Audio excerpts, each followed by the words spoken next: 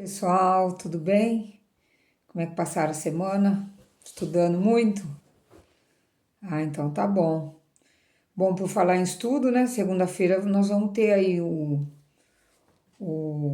simulado e tem 5 perguntas de arte também, tá bom? Então eu coloquei tudo dentro daquilo que a gente estudou, né? Tem uma pergunta da Falling Water, Casa da Cascata.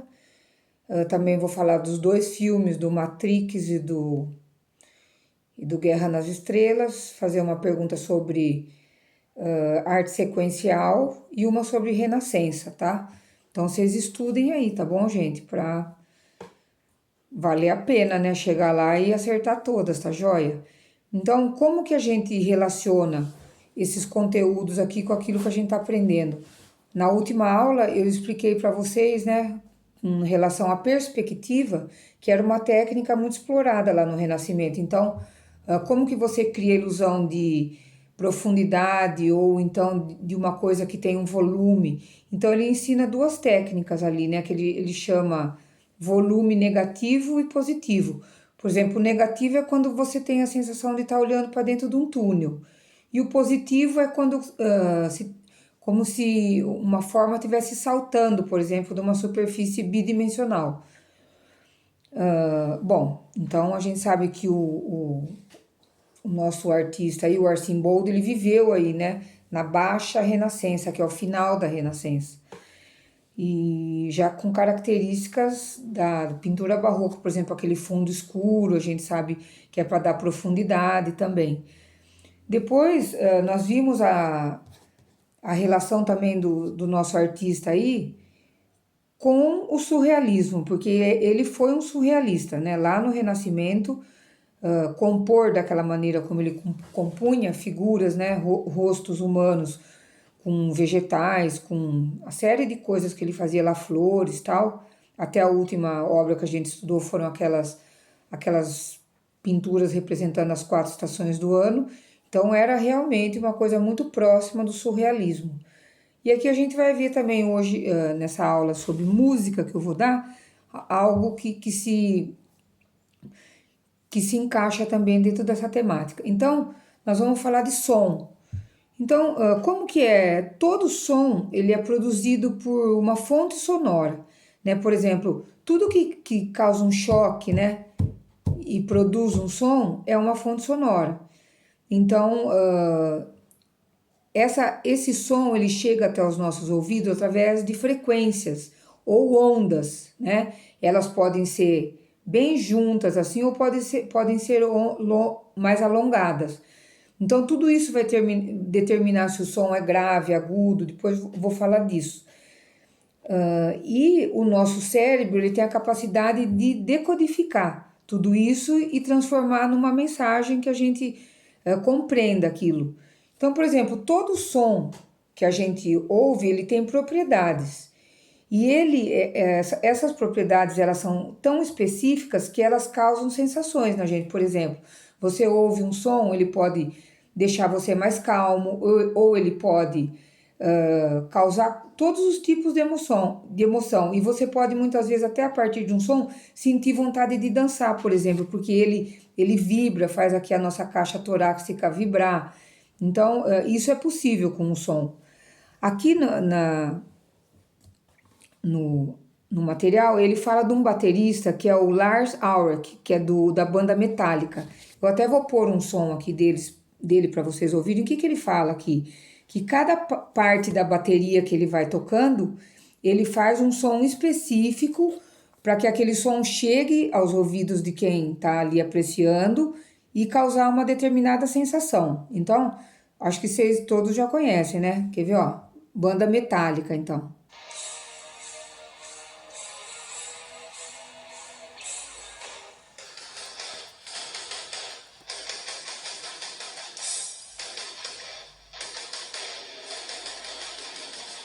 Justice is served right here, right now for you.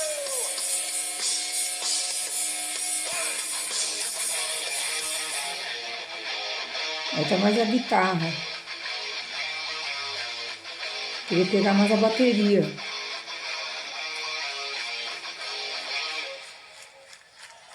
We have distorted again?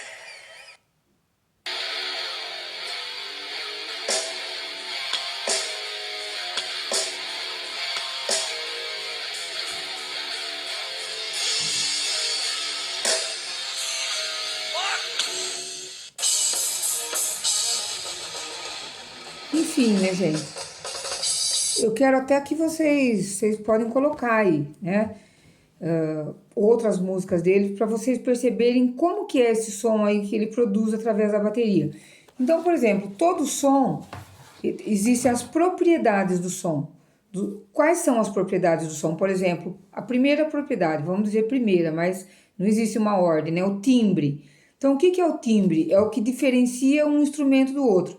Eu sei que é uma guitarra que está tocando e não uma bateria pelo timbre do instrumento.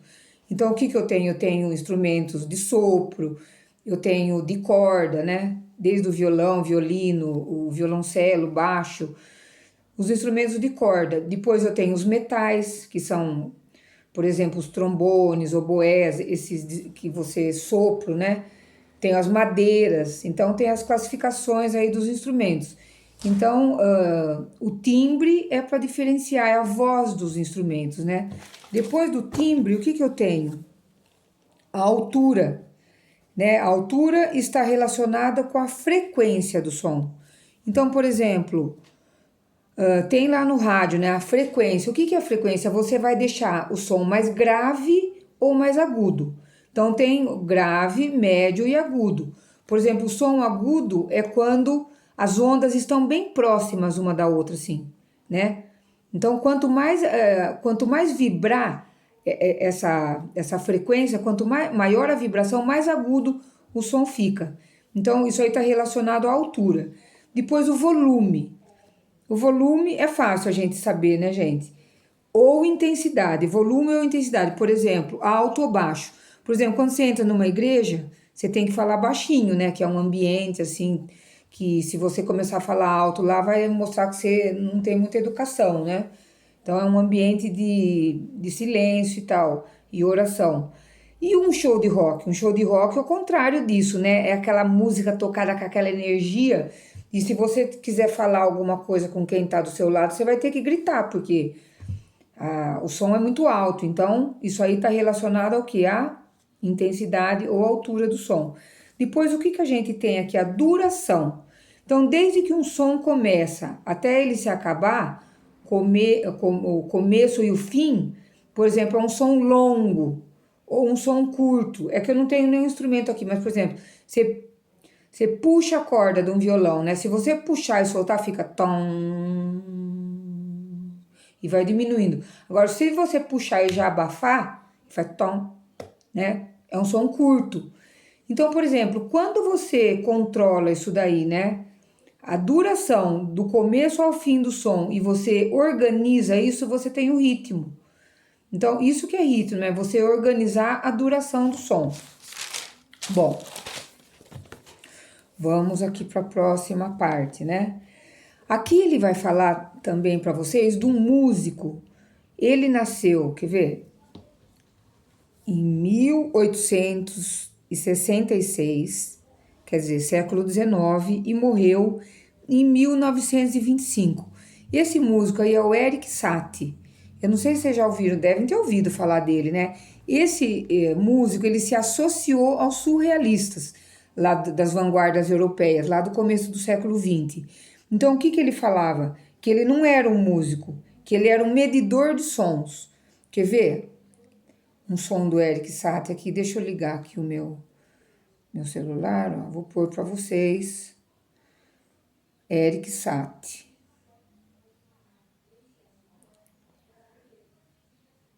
O Erik Satie era um pianista, né? Então, o principal instrumento dele era o piano. Erik Satie. Erik Satie. Eu vou pôr a Gimnopédia dele, que é assim a peça mais famosa, quer ver? Acho que vocês conhecem. Talvez o teu sonho um dia tenha Opa, sido propaganda. aprender a pintar. Ou talvez ele ainda seja. Deixa eu aumentar o volume.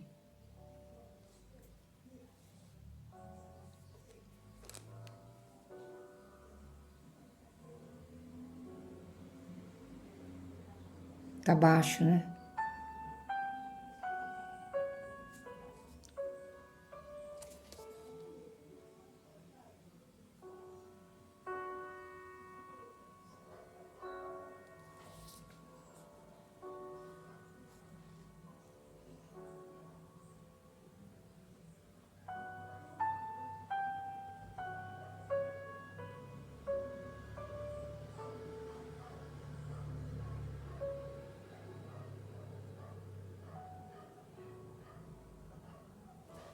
Bom, coloca aí no YouTube, vocês vão achar rapidinho Erik Satie aqui, ó. Bom, desculpa, gente, nós estamos aqui na página 148 e 149, tá? Que é ainda dentro daquele capítulo lá, estudando o Arcimboldo, né? Mas o Erik Satie, se você ouvir só essa Gimnopédia aqui, você não conhece nada dele, porque imagina que ele era um surrealista. Então, assim, ele não gostava de fazer nada convencional, ou mesmo aquilo que ele já tinha feito, ele queria sempre fazer algo novo. Pra vocês terem uma ideia, tem uma música dele que fala aqui, ó. Bom, em primeiro lugar, ele fez um balé que nada mais, nada menos que o Pablo Picasso fez a cenografia para ele, parte da cenografia. E ele tem uma música que ele, sabe o que ele usa? Que faz parte ali do conjunto melódico, tiros de revólver, barulho de uma máquina de escrever, né? Que antes do computador era a máquina datilográfica que a gente fala. Então faz tec, tec, tec, tec. Esse barulho da máquina datilográfica e sirene, tipo sirene de fábrica, sirene de automóvel, ambulância. Então vocês veem que lá no começo do século XX, que ele morreu em 1925, então isso aí era no comecinho do século XX, tipo 1917, que ele faz esse trabalho aí. Então ele era assim totalmente à frente do seu tempo, né? Como o Arcimboldo foi lá na Renascença, né? Foi um surrealista na Renascença. E a gente vai ver que depois, nos anos 70, quem vai fazer esse tipo de som experimental aqui? Bom, nós já vimos o John Cage, né? Lembra que eu falei para vocês do piano preparado, que ele amarra coisa arada nas cordas do piano, que era... Esse é contemporâneo. Mas o Pink Floyd também, né, gente? Se você pegar aquele disco Prisma dele, eu até tenho esse disco, é o CD mais vendido no mundo. Ele faz som com o quê? Você ouve o pulso do coração, você ouve badaladas de relógio, você ouve despertador. Então, a gente chama isso de música experimental. Então, aqui na contemporaneidade, no nosso tempo, tem muito artista que trabalha, né, nesse viés aí desse tipo de música experimental. Então, aqui a gente viu agora esse Erik Satie aí, que é um músico lá do começo do século XX, que também trabalhava dessa maneira aí, com música experimental. E também porque assim, para você criar algo novo, você tem que conhecer o tradicional. Não adianta você já ir criando novo sem ter conhecimento. Né? O Pablo Picasso também era assim. Ele sabia desenhar academicamente e depois ele criou. O nosso artista que é o Arcimboldo, ele sabia desenhar, depois ele criou aquela maneira de pintar. Então você tem que ter uma base, né, acadêmica, uma formação, né, conhecer o conceito das coisas para depois você dar o salto da criação. Então, o que eu vou deixar para vocês aqui de exercício é o seguinte: vocês vão fazer uma pesquisa sobre o Erik Satie, tá? Então, como que é essa pesquisa? Vocês vão pesquisar ano que ele nasceu e morreu, principais composições, de qual que é a nacionalidade dele, falar um pouco dele, não precisa ser longa, mas eu quero que vocês façam isso. Põe aqui na plataforma, tá bom? Que é o lugar oficial pra gente, onde vocês serão avaliados, porque a nossa P1, gente, nossa P1 é a nota eu vou dar relacionada aos trabalhos que vocês estão fazendo, as tarefas semanais que eu tenho deixado para vocês, tá bom? E depois a P2, que vai ser só lá em julho, aí vai ser, ó, desse calhamaço aqui, mas eu vou fazendo revisão aí, né, daqui para frente, Ainda tem mais assunto, não acabou ainda, tem mais coisa pra gente trabalhar. Depois eu vou fazer umas revisõezinhas com vocês, tá bom? Então eu espero que vocês tenham gostado dessa parte de som aí e já vou encerrando por aqui, tá bom? Tô morrendo de saudade de vocês, viu? Mas a gente mata a saudade, né? Na nossa live, que é hoje a nossa live, né? Quarta-feira, tá bom? Então, um grande beijo, ó. Um abração. Todos fiquem bem aí sobre a proteção de Deus, tá, meus queridos? Tchau, tchau. Boa semana.